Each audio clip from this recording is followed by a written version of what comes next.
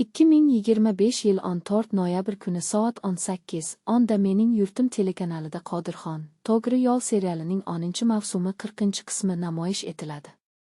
Tomoshabinlar bu sana kelishini sabrsizlik bilan kutishmoqda, chunki har bir yangi bo'lim nafaqat voqealar rivojini davom ettiradi, balki insoniylik, sadoqat va adolat haqida chuqur o'yga soladi.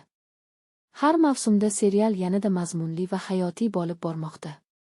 Rejissorlarning ishi, aktyorlarning samimiy ijrosi tomoshabinni ekranga mahliyo qiladi. Ayniqsa, Qodirxon obrazini yaratgan aktyorning o'yini alohida tahsinga loyiq, u har bir sahnani yurakdan his qilib ijro etadi. Qodirxon, To'g'ri yo'l bu oddiy jangari emas, bu hayot yo'li haqida hikoya. Serial tomoshabinga insoniy qadriyatlarni eslatadi va to'g'ri yo'lni tanlash har doim ham oson emasligini ko'rsatadi. Shu bois u so'nggi yillarda eng ta'sirli o'zbek seriallaridan biri bo'lib qoldi.